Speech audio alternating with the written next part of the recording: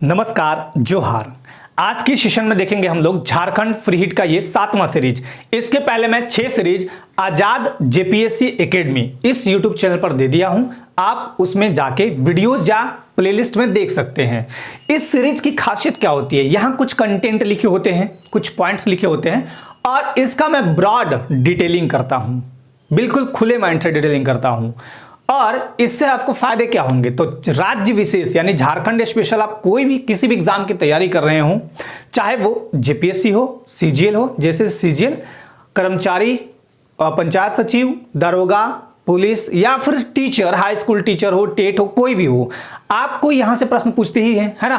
तो यहां से आपका एक रिवीजन भी होता है और आपका माइंड एकदम खुलता है ना। एकदम इसमें मैं खुल के पढ़ाता हूं, इसीलिए इसका नाम है फ्री हिट। तो अगर आप 6 सीरीज नहीं देखे हो तो आप जाके देख सकते हैं। तो चलिए पॉइंट वाइज स्टार्ट करता हूं मैं, और आपको करना क्या है, कॉपी पेन ले लीजिए, कॉपी पेन लेके बैठिए, कुछ पॉइंट्स को आप नोट करते रहिएगा। इससे आपको रिवीजन भी होता रहेगा और आपको बहुत सारा नई नई बातें सीखने को मिलेंगी। चलिए पहला जो पॉइंट है, मरांग गोमके किसे कहा जाता है। झारखंड के हैं मरांग गोमके, आपको पता है ना।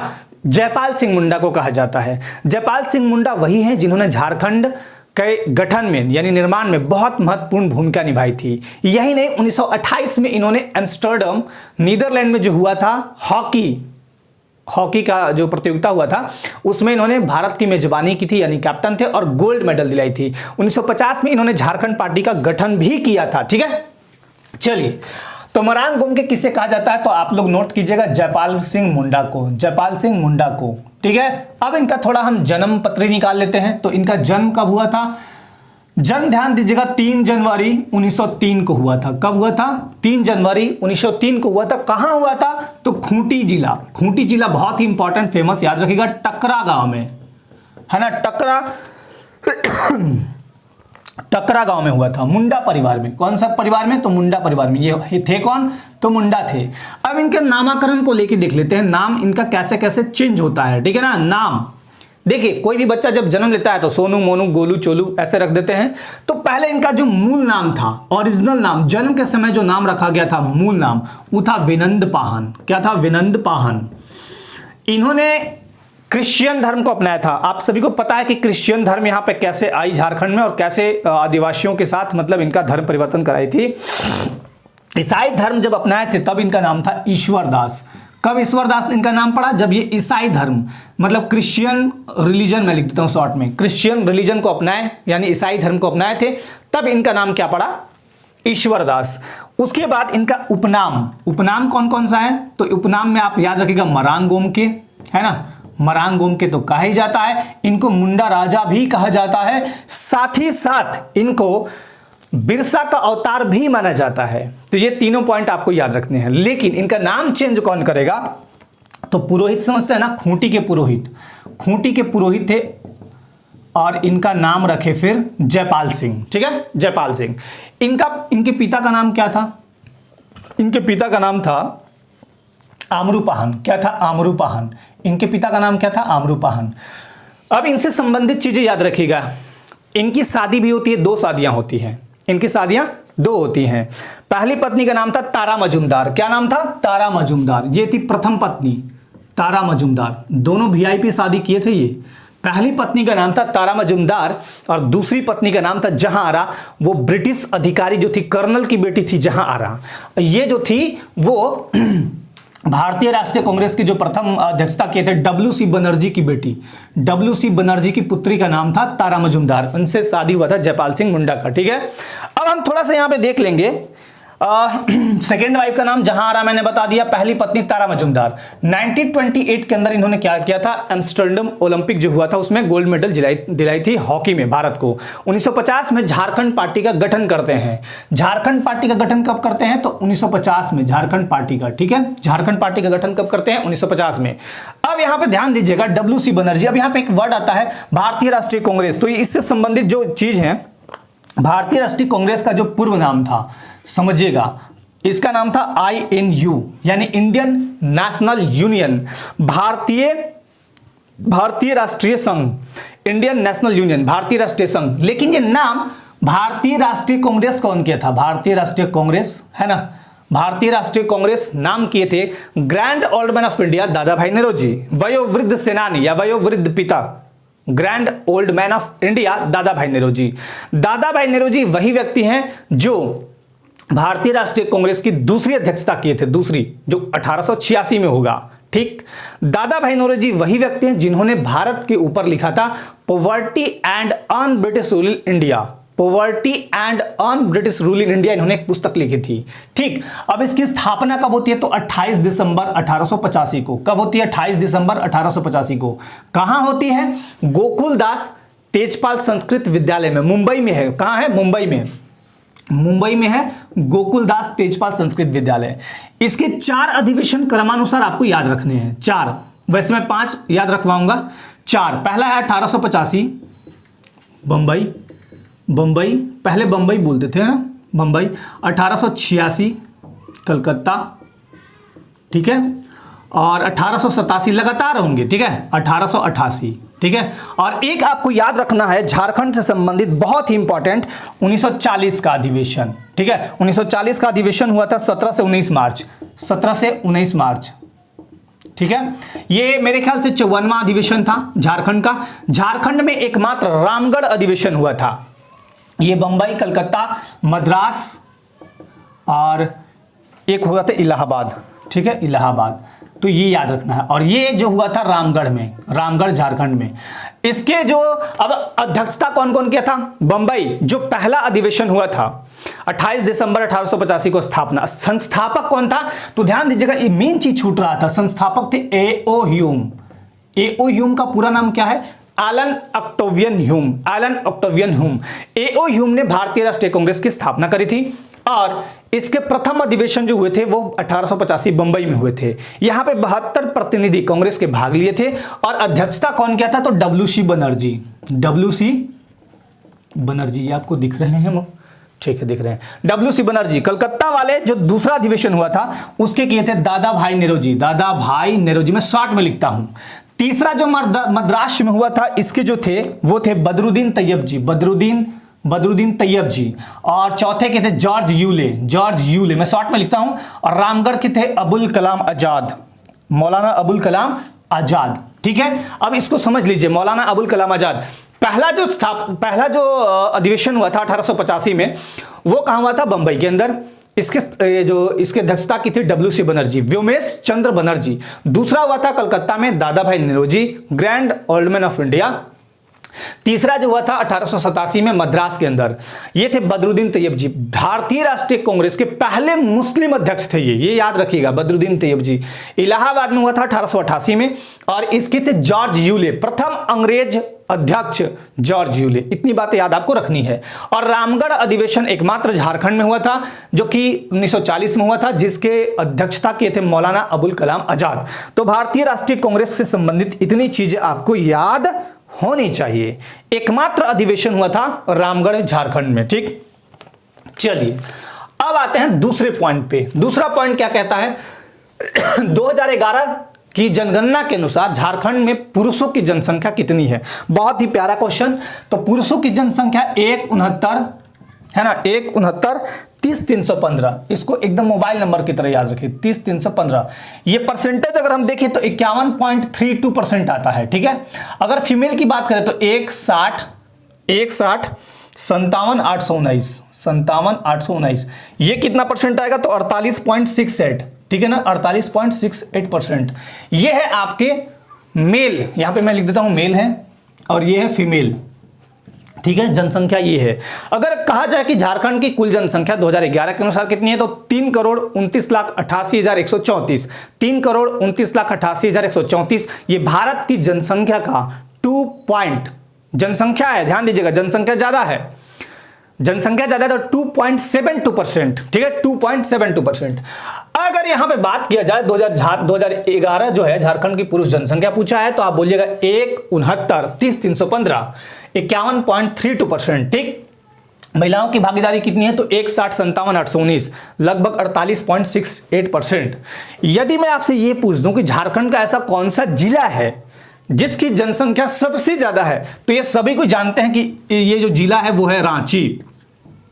सबसे कम किसकी है? तो लोहरदग्गा की, लोहरदग्गा। लेकिन अगर आपसे मैं ये पूछ दूं कि रांची की जनसंख्या कितनी है और लोहरदग्गा की कितनी है, तो ये आपको याद कर लेने हैं। 2914,253, 2914,253। क्या पता आयोग इस बार इस तरह से क्वेश्चन पूछ दे, है ना। तो हर तरह से आपको फिट होना चाहिए। लोहरदग्गा का है 461,790, 461,790। अब मैं आपको 2-3 चीज बताता हूं। रांची, जिसको हम बोलते हैं झारखंड की राजधानी, शहीदों का नगर, जलप्रपातों का शहर, जो भी है, ठीक है। रांची का पहले जो नाम था, पुराना नाम, वो था किशुनपुर। क्या था? किशुनपुर। किशुनपुर के अतिरिक्त इसे कहते थे हम लोग विल्किंसनगंज। क्या कहते थे? विल्किंसनगंज, विल्किंसनगंज। ओके। और लोहरदग्गा की बात करें, लोहरदग्गा की अगर हम बात करें तो देखिए पहले नाम लोहरदग्गा मतलब जो था, ये लोहार लोग यहाँ पे काम करते थे। लोहार एक जाति है, झारखंड की जाति है, जनजाति है, सॉरी। तो लोहार लोग काम करते थे, इन्हीं के नाम पर लोहरदग्गा पड़ा, ठीक है। और लोहरदग्गा सबसे कम जनसंख्या वाला जिला है, याद रखिएगा। लोहरदग्गा को हम बोलते हैं बॉक्साइट नगरी। क्या बोलते हैं? बॉक्साइट नगरी। बॉक्साइट खूब निकलता है। बॉक्साइट मतलब, बॉक्साइट एल्युमिनियम का अयस्क है, ठीक है। बॉक्साइट 3 जगह मुख्य रूप से याद कीजिएगा। एक तो टोरी चंदवा वाला जगह, दूसरा आपका गुमला और तीसरा लोहरदग्गा। ये बहुत ही फेमस रहे 3 जगह बॉक्साइट के लिए, ठीक है। तो रांची ये हो गया आपका। अब याद रखिएगा रांची का भी अगर देखा जाए ना तो पहले नाम लोहरदग्गा में ही आता था। 1899 के अंदर जो है इसका नाम रांची पड़ा, मतलब 1899 में इसका नाम रांची अलग हो गया, ठीक है। 1899। अब लोहरदग्गा 19वीं सदी में अगर देखें तो इसमें जो जिले हैं वो इस प्रकार आते थे। रांची हो गया, लातेहार हो गया, पलामू हो गया, ये सभी शामिल थे लोहरदग्गा में। तो इतनी बातें आपको यहाँ से याद रख लेने हैं, बहुत ही इंपॉर्टेंट है ये। तो इतनी बातें याद। अब मैं इसको मिटाते चलूंगा, इसलिए आप कॉपी पेन में बीच बीच में नोट करते आपको जाना है। ओके, तीसरे क्वेश्चन पे चलते हैं। तीसरा क्वेश्चन को यहीं खींच के ले आता हूं। तीसरा क्वेश्चन ये कहता है कि झारखंड में बोली जाने वाली दूसरी सबसे बड़ी भाषा, तो ये तो आप जानते होंगे संथाली। लेकिन अगर मैं यहां पे ये पूछ दूं कि झारखंड में सर्वाधिक बोली जाने वाली जनजातीय भाषा, ध्यान दीजिएगा, दोनों चीज समझिएगा। झारखंड में बोली जाने वाली दूसरी सबसे बड़ी भाषा है संथाली, पहली तो हिंदी होगी।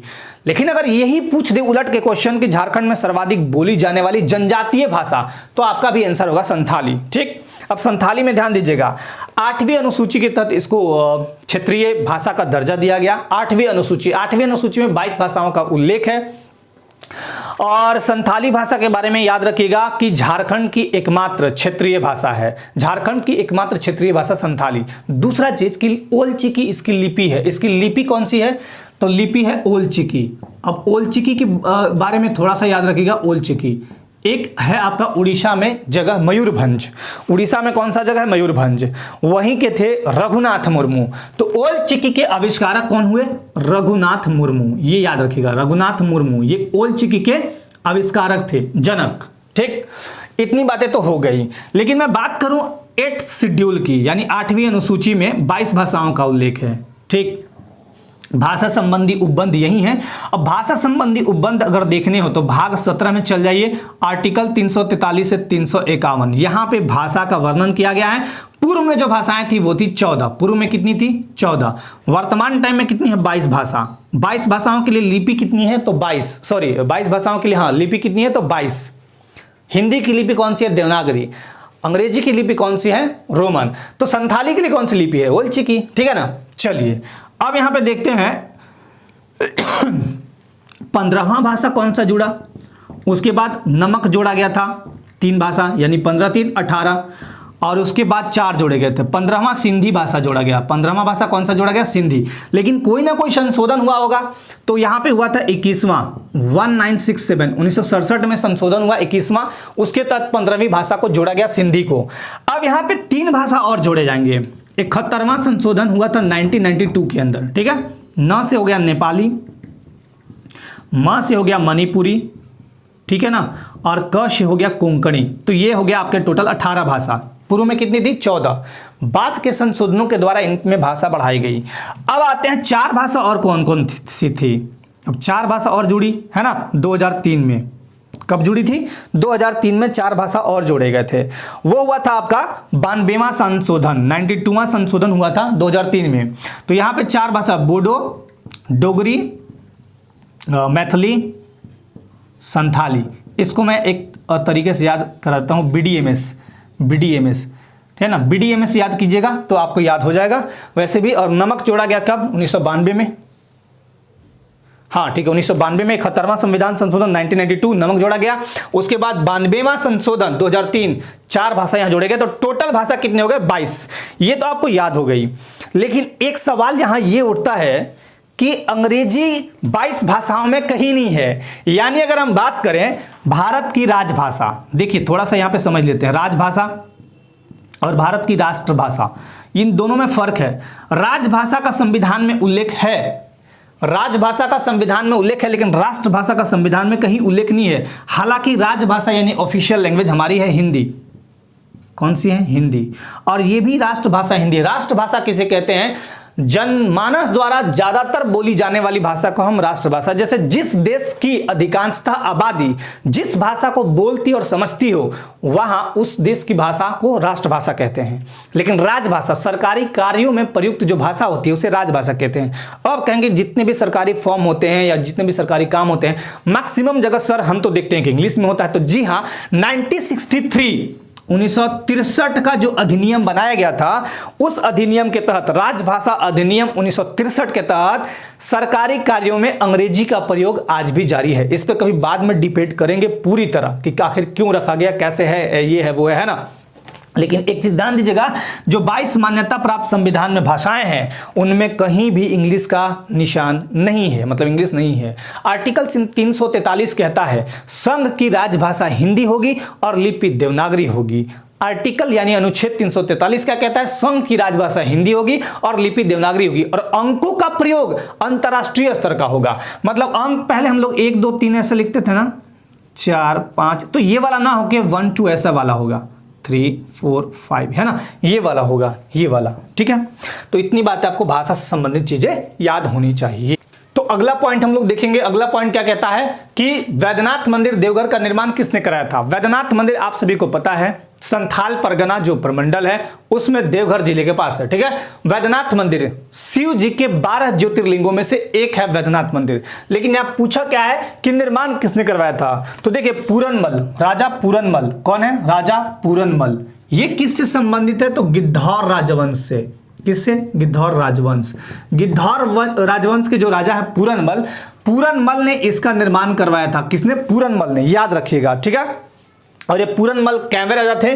तो 10वें राजा थे, 10वें किंग थे। गिद्धौर राजवंश के 10वें राजा पूरनमल ने वैद्यनाथ मंदिर देवघर का निर्माण करवाया था और इसे हम मनोकामना लिंग भी बोलते हैं। अब ध्यान दीजिएगा, 12 जो ज्योतिर्लिंग हैं वो कुछ इस प्रकार है, आपको याद कर लेने हैं, लिखा हुआ है, मैं एक बार बता देता हूं। सोमनाथ गुजरात में है, सोमनाथ मंदिर है ना, सारे शिव भगवान के मंदिर हैं। ठीक, भारत के विभिन्न राज्यों में है। सोमनाथ मंदिर गुजरात के सौराष्ट्र में है और आप सभी को पता है कि महमूद गजनवी जब अटैक किया था, धन लूटने के उद्देश्य से अटैक किया था 1025 ईस्वी में। कब किया था? 1025 ईस्वी में यही अटैक किया था और काफी मतलब मंदिरों को ध्वस्त वगैरह किया था और मंदिर से काफी सोना चांदी लूट के ले गया था अपने देश। और 1030 में उसकी मौत हो गई थी। 1027 में इसका अंतिम आक्रमण था जाटों के विरुद्ध। ठीक है, जाट के विरुद्ध इनका अंतिम आक्रमण था। देखिए महमूद गजनवी जो थे धन लूटने के उद्देश्य से भारत आए, भारत पर 17 बार आक्रमण किया था महमूद गजनवी। मामूली नहीं था, बहुत ही मतलब जुझारूपन था। तो आपको भी सीखना चाहिए इन सब चीजों से। दूसरा है मल्लिकार्जुन। मल्लिकार्जुन मंदिर जो है आंध्र प्रदेश में है, कुर्नूल में, कृष्णा नदी के तट पर। और इस मल्लिकार्जुन जो मंदिर है इसको हम क्या बोलते हैं? दक्षिण का कैलाश। क्या बोलते हैं? दक्षिण का कैलाश। 12 ज्योतिर्लिंगों को मैं यहां दिखा रहा हूं, तो दक्षिण का कैलाश किसे बोलते हैं? मल्लिकार्जुन को। महाकालेश्वर, ये सभी आप जानते हैं एमपी में है। महाकालेश्वर एमपी, म से महाकालेश्वर, म से मध्य प्रदेश, उज्जैन में है, क्षिप्रा नदी के तट पर। ठीक है, ओमकारेश्वर ये भी है मध्य प्रदेश। मध्य प्रदेश में नर्मदा नदी के द्वीप पर स्थित है, नर्मदा नदी वही है मध्य प्रदेश में। भीमाशंकर यह है महाराष्ट्र में। ठीक है, भीमाशंकर कहाँ है? महाराष्ट्र में, पुणे में जो है, पुणे में, महाराष्ट्र में, पुणे में है, सह्याद्री पर्वत पर। पर्वत बहुत सारे हैं। त्र्यंबकेश्वर, त्र्यंबकेश्वर कहाँ है? महाराष्ट्र में, त्र्यंबकेश्वर जगह पे। वो कहाँ है? तो नासिक के निकट। गोदावरी नदी का उद्गम स्थल यहीं से होता है। दक्षिण भारत की सबसे लंबी नदी गोदावरी नदी। ठीक है, तो गोदावरी नदी जो है कहां से निकलती है? महाराष्ट्र के त्र्यंबकेश्वर से। त्र्यंबकेश्वर मंदिर कहां है? तो महाराष्ट्र में, याद रखिएगा। घृष्णेश्वर, घृष्णेश्वर या इसको कभी कभी लोग बोलते हैं घुश्मेश्वर। तो ये दोनों मंदिर एक ही है ना। ये कहाँ है? महाराष्ट्र के दौलताबाद में, ठीक, ये भी आप याद रखिएगा। साथ ही साथ रामेश्वर, रामेश्वर मंदिर कहाँ है? तमिलनाडु में, ठीक। केदारनाथ उत्तराखंड, केदारनाथ उत्तराखंड हिमालय की केदार चोटी पर है, ठीक। काशी विश्वनाथ यह यूपी वाराणसी गंगा के तट पर। वाराणसी जो है यूपी की मतलब सांस्कृतिक राजधानी है। कौन सी है? धार्मिक राजधानी, सॉरी धार्मिक राजधानी। वाराणसी जो है, वाराणसी वो यूपी की धार्मिक राजधानी है। यूपी की धार्मिक राजधानी कौन सी है? वाराणसी। अगला है आपका वैद्यनाथ, झारखंड में है, देवघर में, आपको पता है। और इसे हम वैद्यनाथ मंदिर की भूमि को जो है उसको हम बोलते हैं चितवन भूमि, है ना, चितवन, चितवन बोलते हैं उसको, है ना, ये याद रखिएगा।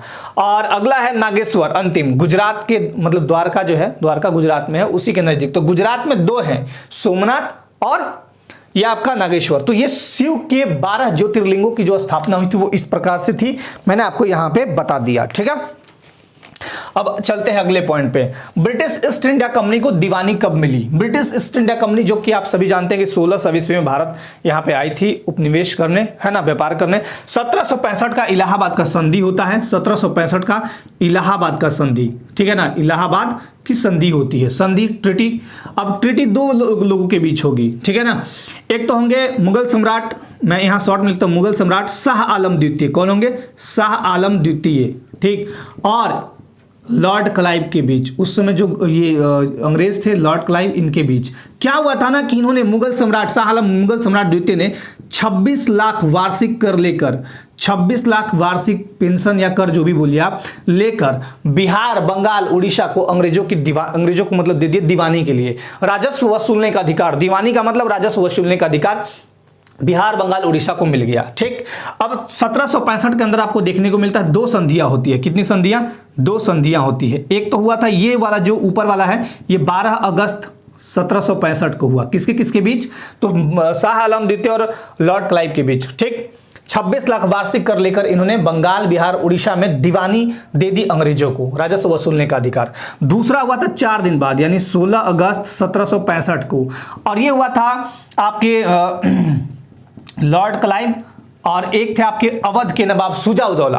अवध के नवाब कौन थे? शुजा-उद-दौला। तो शुजा-उद-दौला और ये लॉर्ड क्लाइव के बीच होता है। और इसमें देखिए क्या किया गया था कि अवध यानी बिहार में कंपनी जो है, अवध यानी बिहार में मुक्त व्यापार करेगी, मतलब कोई टैक्स वैक्स नहीं देना होगा, कुछ भी नहीं, एकदम फ्रीली आप व्यापार कीजिए। तो कहीं ना कहीं ये दोनों जो ट्रीटी हुई थी, जो इलाहाबाद की संधि, वो अंग्रेजों का मतलब एक तरह से दबदबा भारत पे बना दिया, और इसी कारण भारत मतलब अंग्रेजों के पूरे शिकंजे में आ गया, ठीक।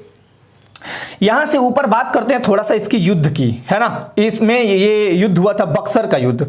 तो बक्सर का युद्ध आपको पता है 1764 में हुआ था। बक्सर का युद्ध किसके किसके बीच हुआ था? तो देखिए, एक तरफ लॉर्ड क्लाइव का सैनिक था, एक तरफ हम बोलते हैं लॉर्ड क्लाइव, ठीक है, दूसरी तरफ ये 3 लोग थे। अब लॉर्ड क्लाइव में एक नेतृत्वकर्ता कौन था? तो हेक्टर मुनरो। कौन सा था? Hector Munro. ये नेतृत्व कर रहे थे, मतलब ये अंग्रेजी सेना का नेतृत्व करते। और इधर वर्सेस में 3 लोग थे। अब 3 लोग में कौन कौन थे देखिए, मैं यहां पर लिख देता हूं शॉर्ट में। देखिए, मुगल सम्राट शाह आलम द्वितीय। मुगल सम्राट कौन था? शाह आलम द्वितीय। मैं शॉर्ट में यहां पे लिखता हूं शाह आलम द्वितीय। अवध का नवाब शुजा-उद-दौला और मीर कासिम, ठीक है ना। ये 3 लोग थे एक तरफ। लेकिन क्या है ना कि ये 3 लोग मिलके भी अंग्रेजी सेना इन पे भारी रही, है ना, बहुत तरह की बातें थी यहाँ पे। और इनका जो नेतृत्व करता था, इनका जो लीडरशिप कर रहा था वो गुरगिन खान। कौन कर रहा था? गुरगिन खान, ठीक है, गुरगिन खान। तो गुरगिन खान इनके नेतृत्व करता थे, और इनके जो थे वो कौन थे? Hector Munro. तो इतनी बातें आपको याद रखनी है, ठीक है। अब आते हैं दूसरे पॉइंट पे इसका। हाल ही में, तो ये तो पता हो गया ब्रिटिश ईस्ट इंडिया कंपनी को दीवानी कब प्राप्त हुई? आप बोलिएगा 1765 इलाहाबाद की संधि के द्वारा। क्या हुआ था? 26 लाख वार्षिक कर देके बिहार, बंगाल, उड़ीसा में लोग मतलब दीवानी दे दिया इन लोगों को, अंग्रेजों को दीवानी प्राप्त हो गई। अब है हाल ही में रांची के किस स्थान पर मकड़ी की दुर्लभ प्रजाति मिली है? और मैं आपको बताते चलूं, मकड़ी की ऐसी दुर्लभ प्रजाति मतलब 3 ही कंट्री में पाई जाती थी। चाइना, दूसरा है जापान, और तीसरा है ये ताइवान। 3 ही है, चाइना, जापान और ताइवान। लेकिन ये अगर सवाल उठा रहा है कि ये कहां मिला है, तो आपको बोलना है, देखिए मकड़ी नामकुम में। कहाँ मिला है? नामकुम के जंगलों में मिला है। नामकुम के जंगलों में मिला है और इसका नाम है लेडी बर्ड। इसका नाम जो मकड़ी मिली है उसका नाम है लेडी बर्ड, है ना, lady bird mimic spider. Mimic spider ये दुर्लभ प्रजाति है, मतलब दुर्लभ मतलब बहुत रेयर ही मिलते हैं, बहुत जल्दी नहीं मिलते हैं। और 3 देशों में कौन सा है? चीन, जापान और ताइवान। ये 3 जगह पे आप पहले से देखने को मिलता है। और अब इंडिया में कहाँ? झारखंड में। झारखंड में कहाँ? तो रांची के नामकुम के जंगलों में ये दुर्लभ प्रजाति देखने को मिली है हाल ही के दिनों में।